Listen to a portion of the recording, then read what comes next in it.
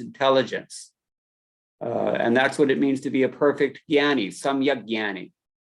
So such person goes back to Godhead. That yoga is the practice of action in knowledge. And the idea is that it's our means for liberation. Tan moksha sadhanamiti bhava. Sridhar Swami says, Karmanam moksha sadhanatvam prakaram karmajamiti. In this verse, he discusses how action can be a means of actual liberation. And karmajam phalam tyakva, giving up the fruits of one's actions, kevalam ishwararadhanartham karma kurvano, and performing activities that are exclusively meant for the sake of worshiping the Lord. Manishino, jnanino bhutva, becoming intelligent means to become a complete jnani, as we heard already. Janma rupena bandhena vinirmuktaha. Then we become freed from the bondage that comes in the form of another, being obliged to take another birth. Santo anamayam, which means Sridhar Swami glosses the word anamayam, saravopadrava rahitam, to be bereft of any kind of disturbance. What is that place?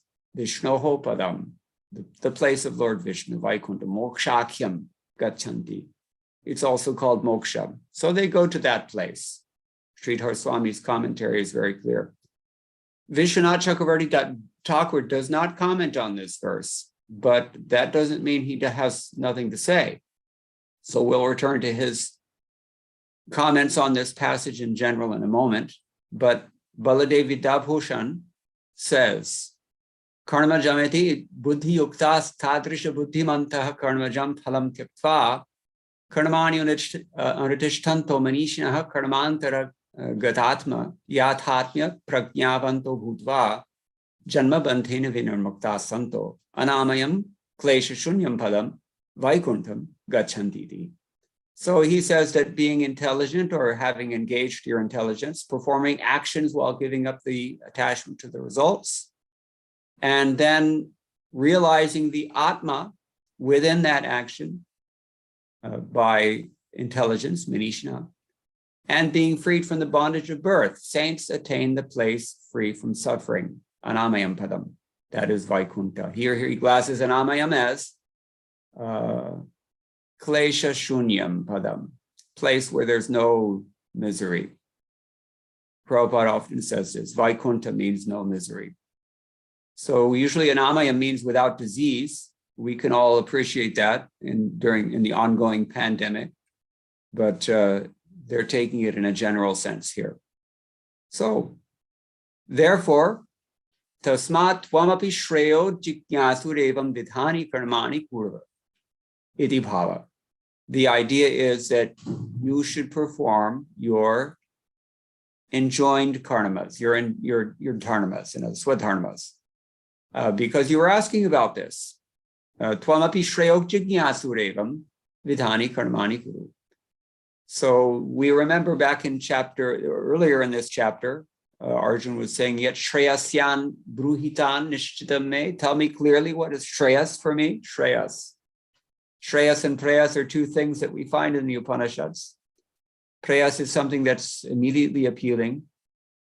Shreyas is something which is ultimately super excellent and maybe not so immediately appealing. But although preyas has its strong initial appeal, it usually doesn't work.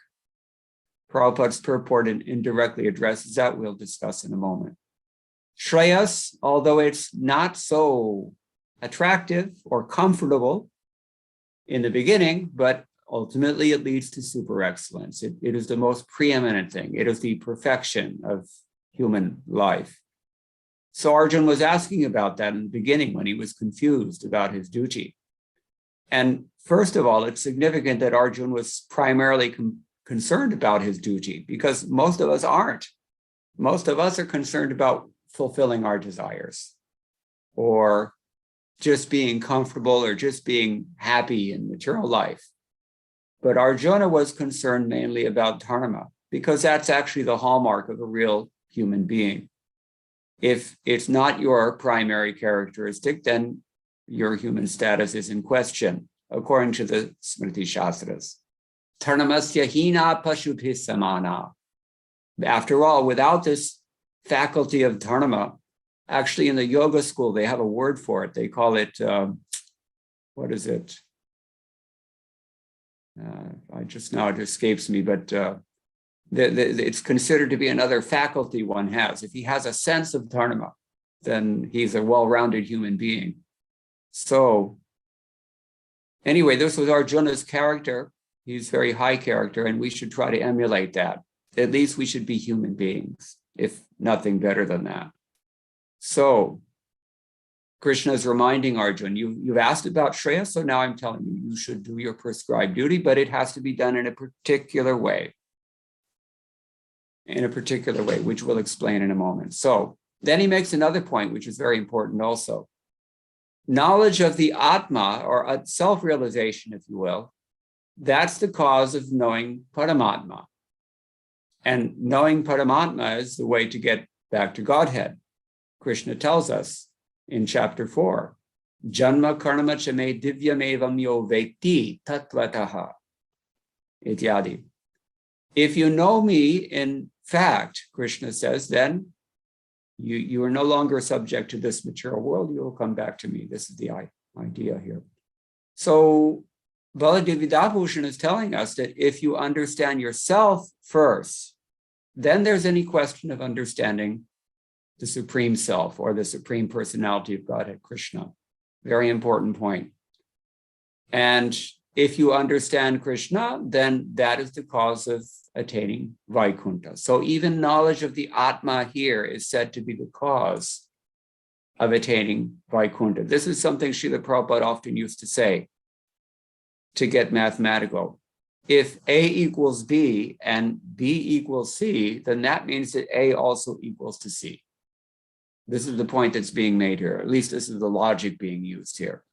So knowledge of the self is very important. And this the second chapter of Bhagavad Gita, it's called Sankhya Yoga also sometimes because it deals with this.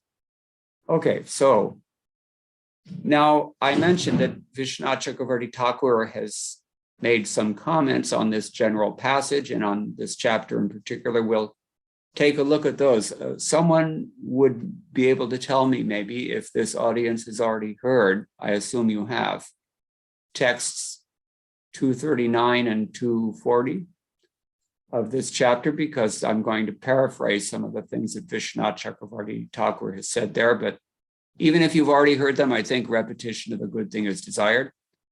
And it will help us to see what's happening in this conversation, because sometimes the word buddhi yoga is a little bit unclear. What exactly does that mean?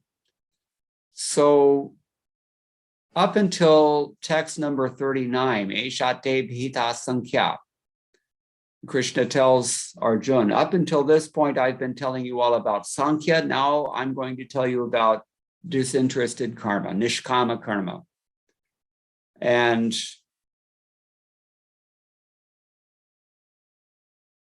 in text 239 itself, the word buddhi yoga refers to bhakti, not exactly nishkam karma. There's a distinction. Vishwanath Chakravarti Thakur makes a distinction between buddhi yoga in the sense of nishkama karma and buddhi yoga in the sense of bhakti yoga. It's complicated because Srila Prabhupada doesn't really make that distinction, at least not consistently. Srila Prabhupada uses the terms more or less interchangeably throughout the Bhagavad Gita. But texts 2.40 to 2.47 refer to bhakti consisting of shravanam, kirtanam, etc. Since only that kind of bhakti can actually be nistraigunya. And he said, nistraigunyo bhava, become above the modes of material nature. He said this in text 45. And it's confirmed by Srimad Bhagavatam, naishkarmyam apyachyuta bhava varjitam, nrashobhate jnanam alam niranjanam, kutah punah shashwad abhadramishware, nacharpitam karma yad apyakaranam. Knowledge of self-realization, even if it's transcendental to mundane existence, it's not so nice if it's not devotional, I mean to say.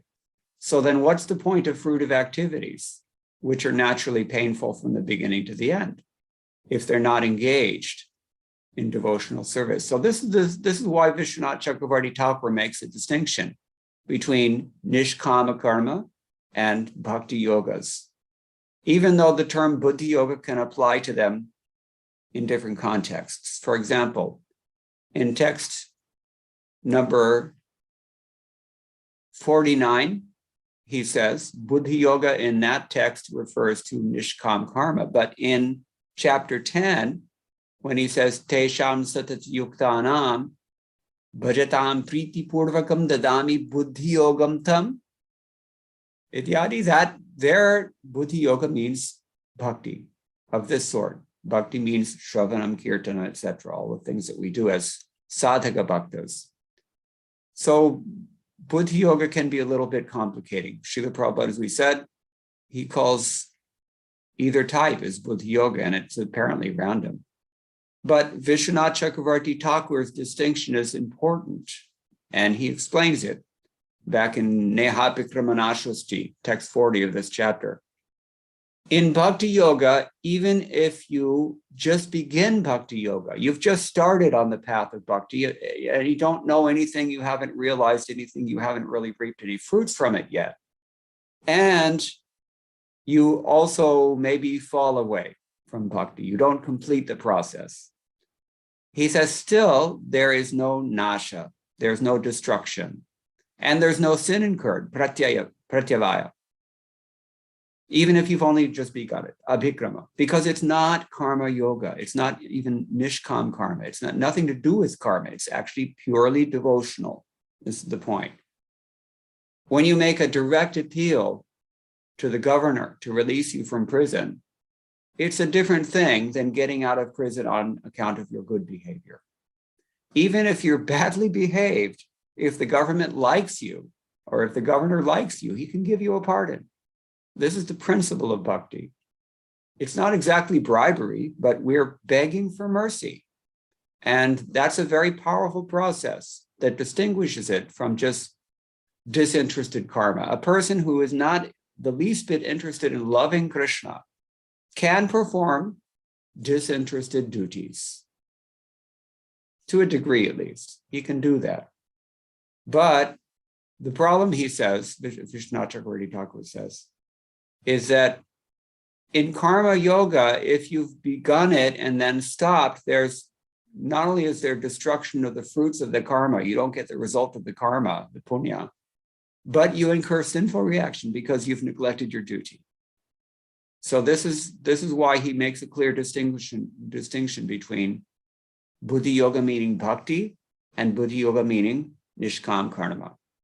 So we just have to keep that in mind. So, and he further explains that karma merely offered to the Lord isn't always called bhakti, because it's, after all, it's just a very weak mix.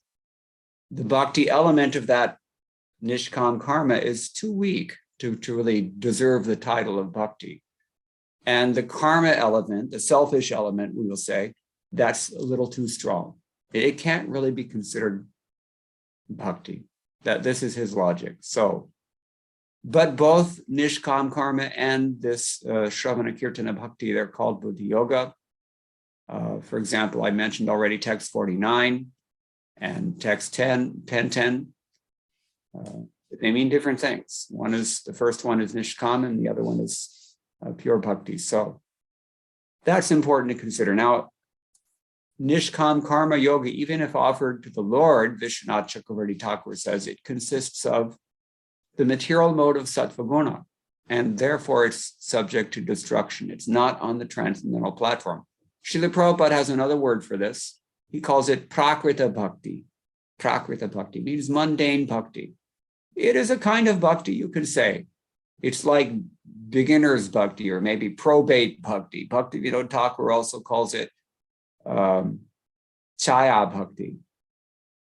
Those who are chanting namabhas, they're also practicing bhakti abhas. This is his word he uses, bhakti abhas. It's a shadow, it's a semblance of bhakti, we can say. So then the question is that why is it from that, although Krishna is emphasizing the importance of pure devotion in the texts immediately preceding this one, why does he suddenly switch over to Nishkam Karma, which is what Vishwanath Chakravarti Thakur says he does? After text 2.47, the Lord again encourages Nishkama Karma. And the reason for that is he saw that Arjuna had that kind of adhikar. Although Arjuna was a pure devotee, no doubt, but he was acting in that capacity, presumably for our instruction. Some of us really have a qualification for Nishkama Karma, but we don't necessarily have the qualification for bhakti yet, due to immaturity only. Still, if we engage in that, in bhakti, recognizing our limitation, and pray for that bhakti, and follow the sadhanas of bhakti under the proper guidance of a bona fide spiritual master, according to Guru Sadhu Shastra Vakyas, then we can actually develop the adhikar for bhakti. This is the idea. And this is another thing that distinguishes this pure devotional service from just Nishkam Karma Yoga. That pure Nishkam Karma Yoga will give you a sattvic result. It will give you a punya result. And generally it leads to the heavenly planets. That's something that the Acharya is commenting, particularly from chapter 7 of Bhagavad Gita onwards. They make this very clear. Those devotees are called sanishthas. So, but the devotees who have actually developed some adhikar to practice pure devotion, these devotees can go back to Godhead by divine grace, even if they are coming from an unfortunate, obstacle-laden background, even if they have every antithetical quality, by divine grace, they can go back to Godhead. Even in one life, Srila Prabhupada said, Kirata hunandra pulinda pulkashaha abhir shumbha yavana kasadayaha yenye chapapa yadapashraya shudhyanti tasmai prabhavishnave namaham. The point is, because he's Prabhavishnu, very powerful Lord Vishnu, and this is his process, he directly purifies us. How does he do this? 11th canto says, because we're in the Kali Yuga, we can consider Punsam Kali Kritan Doshan Dravya Deshatma Sambhavan Sarvan Harati Chittasto Bhagavan Purushottama. The Lord within our hearts sees our endeavors. The Lord within our hearts hears the japa that we're chanting. He listens. He understands the mentality. He knows when we're sincere, and he reciprocates with that thing. On the platform of karma, the Lord does not really need to be involved like that. And because after all, karma is between you and the demigods who manage your karma. They're all taking note. They're keeping score. How many punyas, how many papas. And it's a job for them, and you get your fruits later. No love involved. But even if we are immature as devotees, even if we have no love for Krishna, of all persons, Sanatana Goswami said, Na prema shravanari bhakti rapiva yogo tava vaishnavo gnanam va shubha karma va kiyadaho sajjati rapyastiva hinarthadhika sadhake tvayi tathapyachedhyamula sati he gopi jana vallabha vyathayate ahamada shaivamam. That means I don't have any love for Krishna. I don't even have any love for the process by which I can develop that love. He says like this. I've never practiced yoga. I don't have any great punya in my portfolio of karmas, and not a great scholar. He goes so far as to say, I don't even have a very high birth. So he says, I find that I'm completely bereft of any means by which I could maybe elevate myself even karmically, what to speak of jnana and no question of bhakti. So I'm just depending on you, Gopi Jana Vallabha, that somehow or other that you have to save me. If a child, Srila Prabhupada says, if an infant cries loudly for mother, then the mother will, how can she not hear it? She will hear it. And the more the child is helpless and dependent and crying also, the more the mother gives attention to the child. This is the logic of bhakti. And therefore he's called Bhakta Vatsala. He has Vatsalya for his devotees. Srimati Radharani is also called Vatsalya Sindhu, the ocean of love for her devotees. And in Vrindavan, the devotees all take shelter of Srimati Radharani for that reason. Krishna, we're not so sure about. Sometimes Krishna is not dependable. But Srimati Radharani, she is an ocean of love for her devotees. And the devotees all take shelter of Srimati Radharani. Jaya Radhe. So this is the distinction between Nishkam Karma and Bhakti. Nishkam Karma need not involve the internal potency at all, because it's prakrita, as we mentioned already. And a person who's not really advancing or interested in advancing, not chanting sincerely, that person need not advance. The Chaitanya Charitamrita says, you can go on following the rules and regulations only for the sake of following them. That's called niyamagraha in Upadeshamrita by Srila Rupa Goswami. And you can go on doing that for millions of births potentially, if you want. If you're not so eager, look at it this way. Nanopachara krita pujanam artha bandho prem naiva bhakta hridayam sukha vidrutam syat yavat kshirasti jathare jararha pipasa tavat sukhaya bhavatu nano bhakshyate ye. Ramananda Rai says that if a devotee whose heart has melted in love for Krishna is really eager to make advancement and please the Lord, then where is the obstacle? It's like when we offer something to Krishna, if we're not really too concerned about whether Krishna eats it or not, then why should he take interest? He does not require any of this grains that we're offering. He has a Lakshmi there is ready to cook. Lakshmi sahasra shata samprama sevyamana.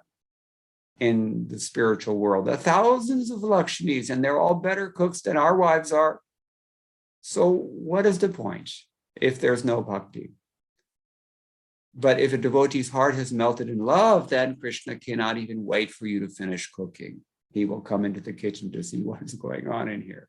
Hey, can I have some? So this is the point. He is hungry after love. This is the only thing that he doesn't have already. Why? Because he has granted us that eternal right that we can choose to withhold our love if we want, or we can choose to give it to him if we want. So this is the beauty of bhakti, the great beauty of bhakti. So this is the mercy of Srimati Radharani. We get bhakti only by her grace, because she is Ladini Shakti. The whole point of bhakti is to please the Lord. But the only thing that can possibly please the Lord is his own Ladini Shakti. What other Shakti will do it? Ladini's business is pleasing. So that is Srimati Radharani. And therefore, again, the devotees all take shelter of Srimati Radharani. So Arjuna was such a pure devotee, but he was acting as if less qualified, just to encourage those of us who are factually less qualified. This is the point. So Srila Prabhupada, in his purport, we can dilate on some of the salient points that he makes here. First of all, the liberated living entities belong to that place where there are no material miseries. We can hardly imagine such a place, isn't it? Where there's no material miseries. We have to think about it. because we're so conditioned to having threats at every moment and obstacles at every moment and problems at every step. Param padam yad vipadam. This place is like that. Then Prabhupada explains why we're in this predicament. Owing to ignorance, one does not know that this material world is a miserable place where there are dangers at every step. Ignorance. Out of ignorance only, less intelligent persons try to adjust the situation by fruitive activities, thinking that the resultant actions will make them happy. If you've been reading the news, maybe you've noticed that in the United States of America, practically speaking, it looks like they're almost moving towards a civil war because some people are very keen on Marxism in the form of, I want to say, so many pernicious causes. Pernicious means it looks like it's very innocent and beneficial and appealing, but it's actually very harmful. So there are so many pernicious movements, social movements for equity or equality, but actually it's about taking power, because that's what always happens. The founders and the leaders of these movements are all trained Marxists, formally trained Marxists. It's communism. And communism means atheism. And the very nature of communism is that it intends to destroy society as we have always known it. That's the theory of Karl Marx and his successors, the theory, unproven theory. In fact, it's proven wrong, actually, if you look at it historically. Everywhere this Marxism goes, it destroys everything. Ask anyone from Venezuela, for example. So, but our concern is that it's atheistic, which is actually even more dangerous than that. So owing to ignorance, people are thinking that by adjusting things on a socio-political level or on an economic level, communism used to be economic, now it's chiefly what they call identity politics.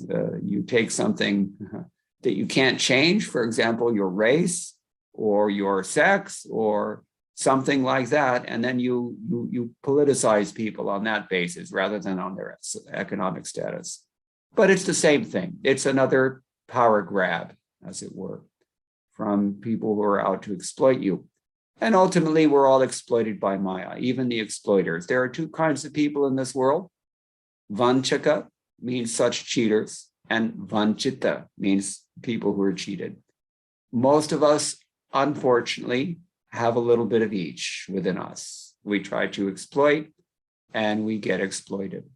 So the ignorance is that we think that by adjusting things materially, it will change, but it's never changed in the past, and it will never change in the future either, because it cannot change. Why?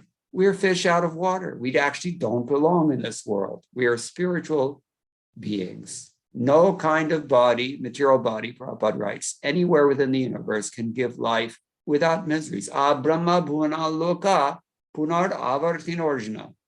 Mamu pete to kanteya punar janmana vidyate. Krishna says. Same thing here that it said anamyam, padam anamyam gachanti. It means going back to Godhead, becoming free from these miseries. So how do we understand our real constitution? How do we understand our real position as spiritual living beings? Srila Prabhupada gives us the hint here. We have to know the position of the personality of Godhead, and we have to know our own position.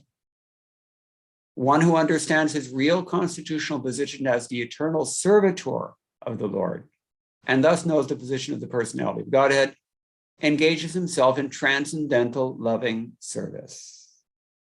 Now, this is one of those shibboleths, or one of those formulas that we find throughout Srila Prabhupada's books time after time after time. Transcendental loving service. This is Srila Prabhupada's very wordy translation of simple term bhakti, or as we have here, buddhi yoga. why does Prabhupada translate this? Every book on bhakti that you find, it will simply say it means devotion. Simple enough. But Srila Prabhupada wants to qualify. He wants to make sure we understand a few things about bhakti. Number one, bhakti has to be transcendental. Nistrigunya, as we've already described. If it's not transcendental, it's not bhakti. It's prakrita bhakti at best. So that's the first thing. Brahma bhuto, what is that? Brahma bhuto prasannatma na shochiti na kankshiti samasarveshu bhuteshu mad bhaktim labhate. Krishna says, when we realize ourself, first of all, that's called Brahma bhuta gyan. When we realize I'm not this body and understand who am I, what is Atma, and whether or not I am Atma. This is the first point.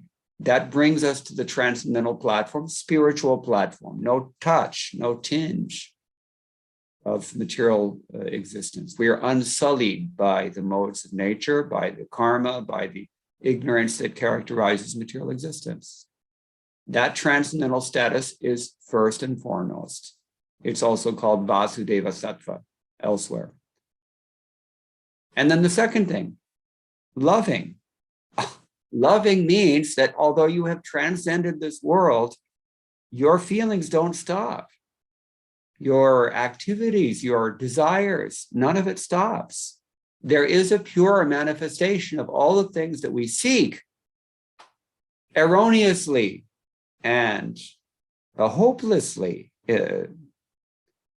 unsuccessfully in this material world. There is a reason that we seek like that. We're actually seeking after our eternal constitution, our eternal ontology, our eternal position as loving servitors of the Lord. So bhavanvita hona chahiye, I mean to say, that our devotional service has to be invested with love.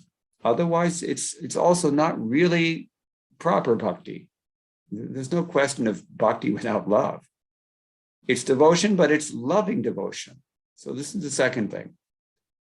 And then third, service. Service is maybe the most pivotal aspect here. Certainly it's the most tangible and practical. You have to do something. It's not just a matter of sentiment. It's not just a matter of transcendent, hypothetical transcendence. You have to actually do something. And what is that activity? Rishikena Rishikesha Sevanam, Bhakti Ruchate. We hear from the Smriti Shastras. You have to actually engage your senses and your assets and your lives and everything that you contact. You have to find a way to engage it such that it pleases the personality of Godhead. Samsiddhir Hari Toshanam. Rup Goswami's formula is like this. Ihayasya harer dasya karmanama nasagira nikila shwapya vastasu jivan muktas uchite. Even you're living in this material world, if your only business is to engage your mind and your words and your body in the service of the Supreme Personality of Godhead, then you're considered to be jivan mukta, liberated even while living in this world. This is the point. So this is what Prabhupada means when he says that one has to become qualified and enter into the Vaikuntha planets by rendering transcendental, loving service of the Lord after having realized his own position. This is the point.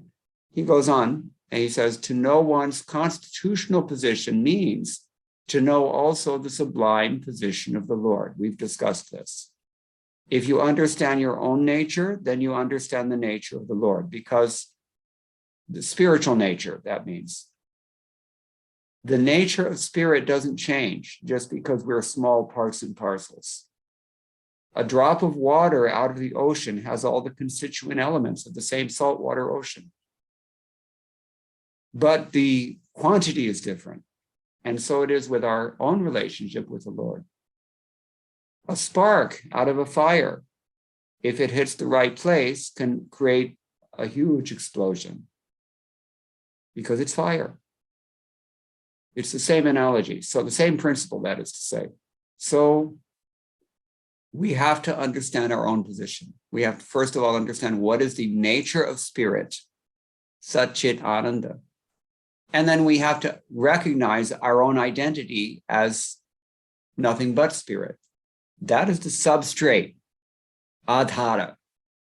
That is the foundation of bhakti. That's what makes it transcendental. So then in that position, then we can understand also the sublime position of the Lord. Sublime. Sublime means something that's very deep, but not necessarily so obvious. Sometimes we meet a person who's very deep, but it's not so obvious. So the Lord can be like that. He is like that. He is misunderstood very commonly by persons who have not cultivated enough piety and who have not especially cultivated love, bhakti. They're unable to recognize. Avajananti mam mudha, manushim tanamashra, Krishna says. The persons who are bhais ki damag, people who are abodhajata, who have not been awakened to spiritual realization, they will mistake the Lord to be just ordinary, something unimportant or someone unimportant. They'll not understand his sublime position. But if we can understand our own position, then we can begin to understand the Lord's position. That is primary. So, and then what is the practical component, or maybe I should say, what is the symptom of that recognition or that realization? Service. This is the real point that Prabhupada makes here. A living entity, here he says, one who, understanding that his position is to serve, transfers himself to the service of the Lord, at once becomes eligible for Vaikuntha Loka. This is the pivot. Are you ready to serve? Are we doing something for ourselves, actually? Or are we really doing something for Krishna? Service means I want to please you. I don't care what I want what you want. That is service. So a person in the transcendental position only can do that, because a person who's not in the position of transcendental realization, a person who has not understood his identity as spirit, he's going to be distracted by so many extraneous superimpositions. Shankaracharya calls this adhyas, superimposition.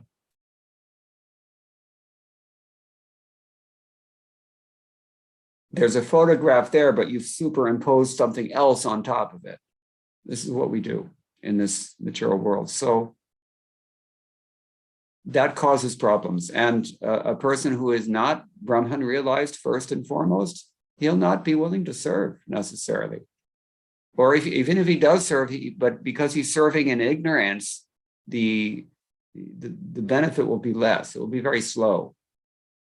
So, but once we understand our position and thereby understand that our position is to serve, then we at once become eligible to enter into Vaikuntha. And then finally, he concludes, and I will also conclude, that service for the cause of the Lord is called karma yoga or buddhi yoga, or in plain words, devotional service to the Lord. Now, having been through this discussion of Vishwanath Chakravarti Thakur's analysis, we can maybe better appreciate that Prabhupada has used all three terms interchangeably, pretty much, in this sentence. Whether you are on the platform of Nishkam Karma only, or you're on the platform of Buddhi Yoga, meaning bhakti, or you're a pure devotee. The point is that a green mango and a yellow mango and a red mango, they're all the same. They're all mango. Vishwanath Chakravarti Thakur also elsewhere gives this analogy. Immature devotional service, if the intention is devotion, that is also devotional service. And mature devotional service is also devotional service. So there's a great difference, but there's an identity in that difference as well. This is called achinta bheda bheda tattva. This is why throughout Srila Prabhupada's books we find sometimes when he refers to pure devotees, it's not so clear to us because it seems like he's talking about neophyte devotees. And sometimes when he talks about pure devotees, it's very obvious that he's talking about, say, Nitya Parishads or Ragatmika Bhaktas like Radharani and her friends. So sometimes we can be confused by this. So this is the point to remember. A green mango and a red mango are both mangoes. Now, what is it that qualifies them like that? As I said, the intention of devotion is there. And more important than our intention, there has to be sponsorship. There has to be authorization. There has to be mercy, in a word. In other words, yasya prasadam bhagavat prasado. Yasya prasadam nagati kutopi. If we have been blessed with the association and the benediction of a bona fide spiritual master, then our relationship with the Lord, if we make any endeavor at all to please him, it has already begun. And it will be perfected. It's just a question of time. So this is the great encouragement of bhakti. And as we were quoting earlier, Ashabanta, Sanatana Goswami is hoping against hope, even though he sees himself as being beset with every kind of disqualification. As long as we have a sponsor who accepts us and we do not commit egregious offenses, then it's guaranteed. Dayabhak, Sridhar Swami says, means if you have an inheritance coming, all you have to do is stay alive and you'll get your inheritance. So similarly, all we have to do is stay engaged favorably in the process of bhakti under the proper auspices. And it is sure that we will go back to Godhead. So these are a few thoughts about this verse. I'll read the text again quickly. We're just at the beginning stage now. Karmajam. Karmajam buddhi yuktahi phalam tyakva manishnaha. Janma bandha vinirnamuktaha padam gachanti namayam. By engaging in devotional service, Lord, the great sages or devotees free themselves from the results of work in the material world. In this way, they become free from the cycle of birth and death and attain the state beyond all miseries by going back to Godhead. Okay, we'll stop here. But if anybody has any questions or any comments, we can discuss it. Thank you, Prabhu. Thank you very much for your detailed explanation, including reference with as well. It's really very deep purport, as Prabhu understood that from your explanation. And I would like to invite all the devotees, like they have any questions on the verses discussed today, please. You can unmute and ask Prabhu. Yes, I enabled the unmute option. You can. Thank you very much, Mukunda Datta Prabhuji. Very detailed discussion. Prabhuji, I have one question. How to identify the prescribed duty for anybody? We will be concentrating only the particular service, or all services are prescribed for anybody? Sorry, I didn't hear the last part of your question.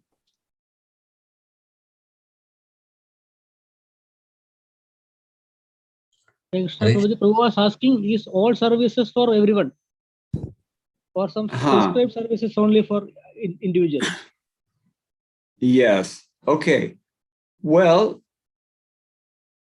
in the beginning, when we're especially if we're at this stage of trying to attain nishkama karma, we have to consider that we have one foot in each world, as it were. We have a foot in the spiritual world, but we have a foot in the material world as well, because our devotion is understood to be mixed.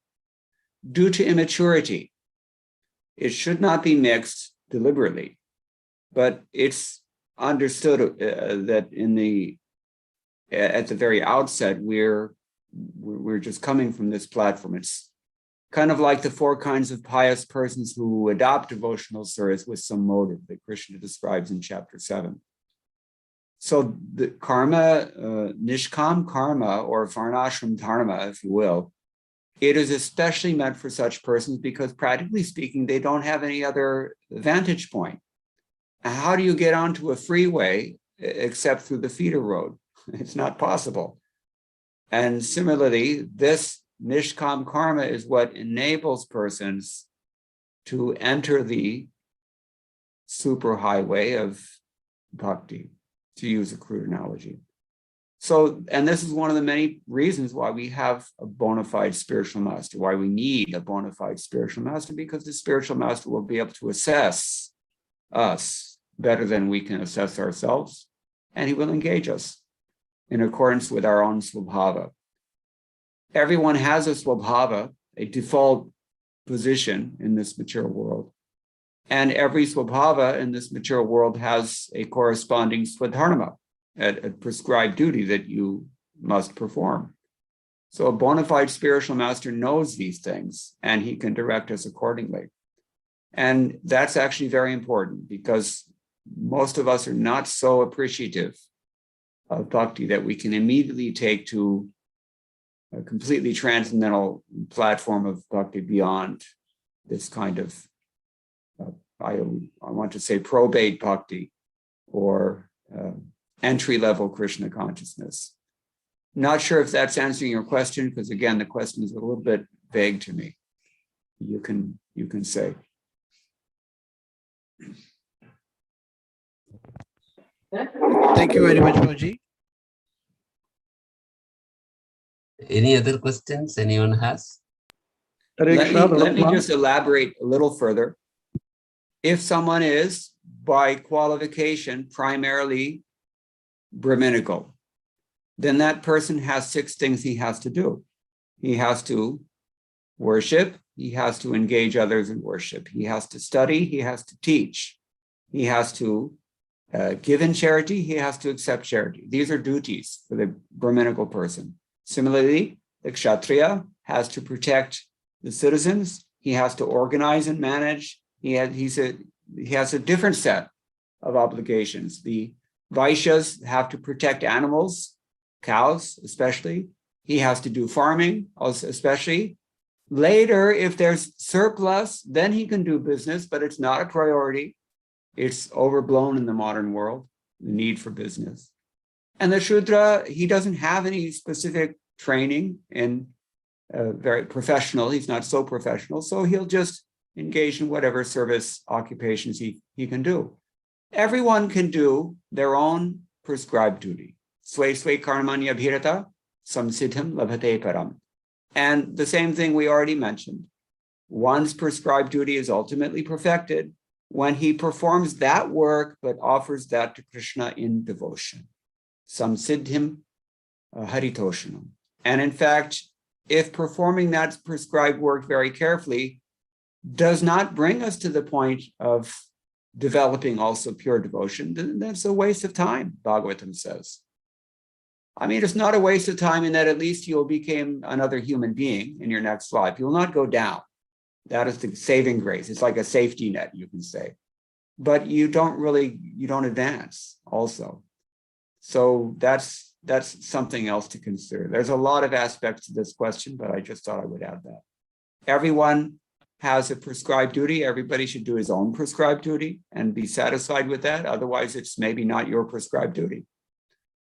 We all follow our natures, but there's absolutely nothing wrong with engaging according to your nature as long as you engage in Krishna consciousness and advance through that. This is the point. According to your adhikar. Okay? Hare Krishna, Datta Prabhu. Maharaj. Sadam. Yes, Prabhu. Yes, Prabhu, my question is just like we aparada nama namabhas, then shuddha nama. Just like Prabhuji explained about the namabhas bhakti. How we can understand that one? Yes, this is a good point. And Bhaktivinoda Thakur explains this. I think it's in his Harinama Chintamani, if I'm not mistaken. It's been a while since I read it, but I mentioned already, immaturity in Krishna consciousness is one reason that we do not immediately develop love of Godhead, and it's only natural. We've been conditioned for a long, long time, perhaps millions, billions, trillions of kalpas. We don't know how long. Anadi karma. It's practically beginningless. So we have very deeply ingrained conditioning that it's not going away anytime soon, in general. That's a general pattern we can observe. So because of our immaturity in Krishna consciousness, our conditional tendencies will not necessarily disappear. We may sometimes lapse from our Krishna consciousness in various ways. That is different than someone who is deliberately maintaining antithetical motives or undesirable behaviors that also obstruct advancement in Krishna consciousness. What is the difference? One case of namabhas is due to immaturity, and it's expected that it will go away with the passing of time. The other case is namaparadha, and that comes when we're actually deliberately holding on to our mundane attachments, because that's what causes us to commit offenses. In that case, it will frustrate our advancement. We will not be able to advance properly.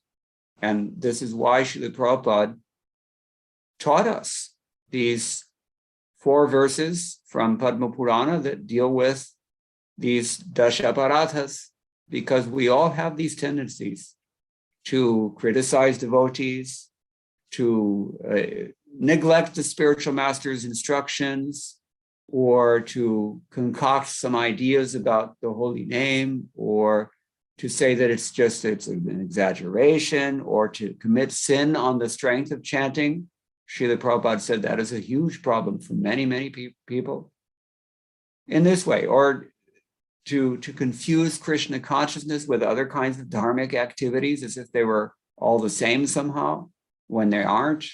We touched on that a little bit in making a distinction between nishkam karma and bhakti. And, you know, we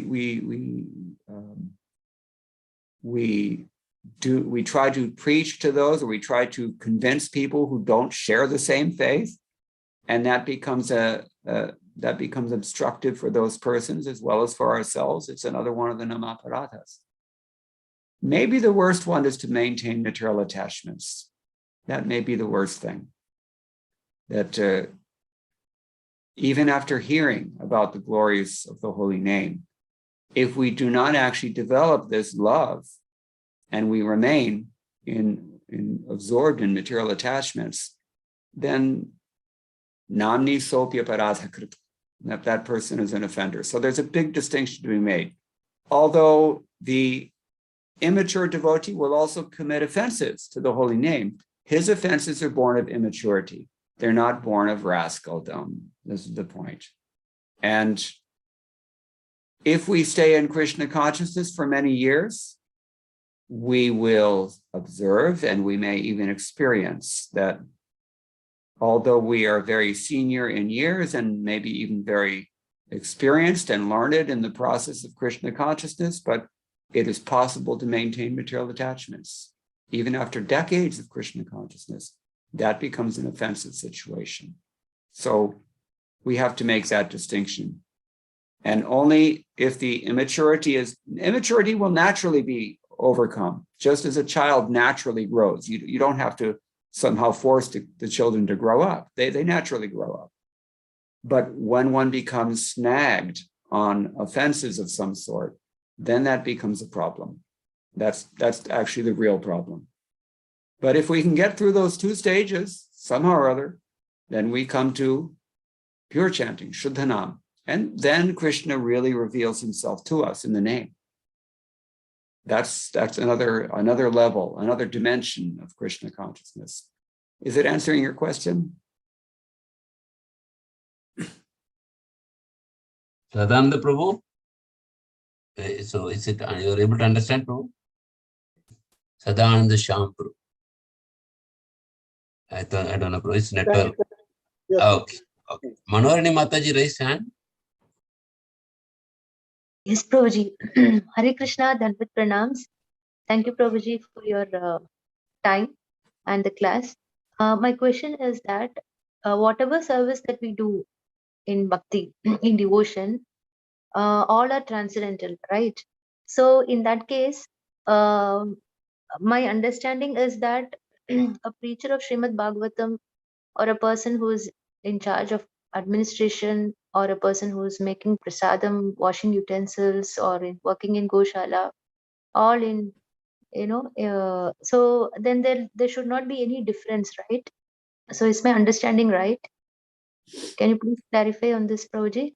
Thank you. Yes, yes. We've been explaining this, that there is a difference and there is no difference simultaneously. At every step in Krishna consciousness, we will come against this logic of Achintya Bheda Abheda Tattva. So the distinction is that not everyone is doing the same service. People are doing different services. That's only natural because variety is the mother of enjoyment, either in this world or in the spiritual world. Variety hona parega. So, but the oneness is there, and that oneness can only be understood once we've come to the Brahmaputra platform, once we've realized what does it mean to be spiritually realized to begin with. The oneness is that everyone is endeavoring to please the Supreme Personality of Godhead according to his own abilities. There's a very beautiful verse in the 11th canto that Krishna tells Uddhava about this. He says, Swaya swayadhikare yanishta saguna parakirtavaha. That the qualification means to do what you're actually capable of doing, to not settle for less than that, and not attempt more than that, but to be right on the mark, whatever you're capable of doing, whatever is your prerogative. You're not only capable, but you're authorized to do that thing. That is the best thing. And he also says that paraswabhava karmani na prashamse na gardhayat. Vishvam ekatmakam pashyan prakritya purushena cha. That means that one should neither praise nor criticize another person's conditional nature or the conditional activities that nature naturally involves.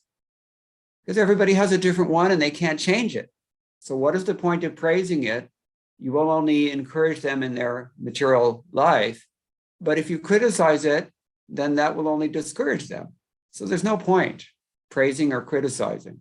Instead, we should see Vishvam ekatmakam pashyam prakritya purushena cha. When there is a mix of Purusha and Prakriti, what does that mean? Well, these are big terms. You can look at it in any number of ways, but let's just take it to the ultimate, most abstract level, Radha and Krishna. And there are innumerable manifestations both in the spiritual world and in this material world.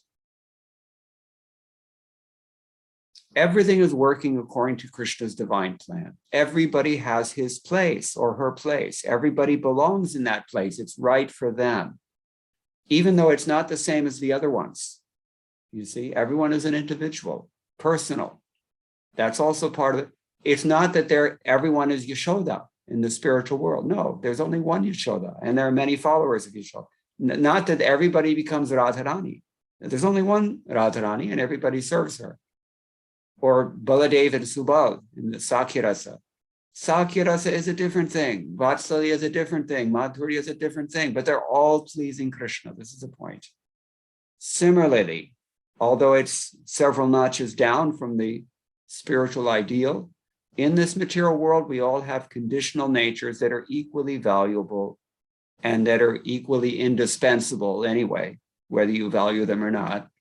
So we work with those and we engage those in Krishna consciousness. All of us do our best to engage our own individual facilities and personalities in the Lord's service. And that is the oneness. So there's oneness and there's difference at the same time. Is it clearer? Yes, Prabhuji. Yes, thank you so much. Hare Krishna. Okay. Pranams. Yeah. Hare Krishna. Thank you, Prabhu. Thank you very much. I think you have already taken a lot of Prabhu's time. Any other questions, or we'll thank Prabhu now? Hare Krishna. So, Prabhu, no question, Prabhuji. Kandat Pranam. Prabhuji, thank you very much for an clear and excellent and wonderful explanation of the doubts. We all benefited from the question and answer session also. So, I just want to say that when you told about the present day predicament of United States of America with the involvement of communists and Marxists, so the Prabhupada is told that they are only a group of laborers. It is a laborers party, and laborers alone cannot sustain the society. I'm no, sorry, I didn't hear your comment. No question, Prabhuji. So the Prabhupada is told about this communist and Marxists.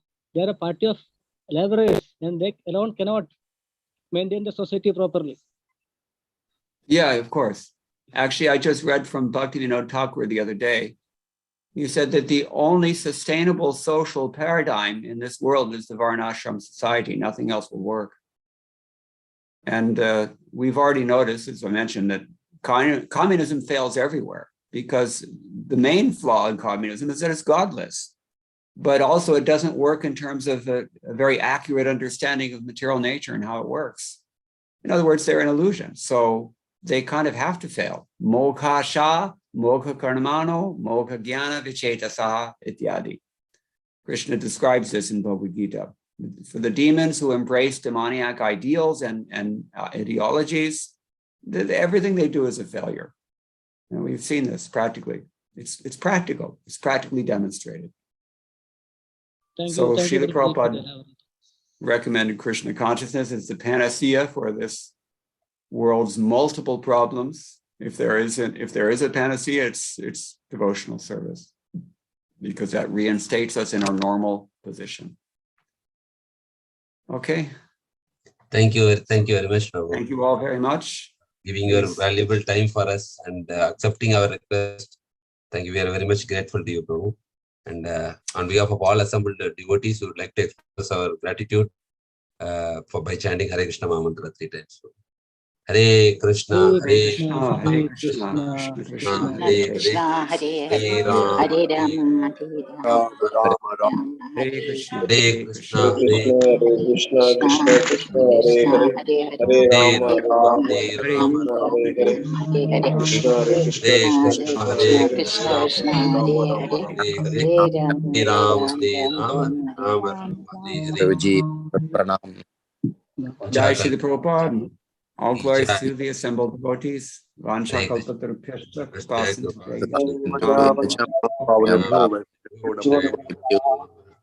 Hare Krishna.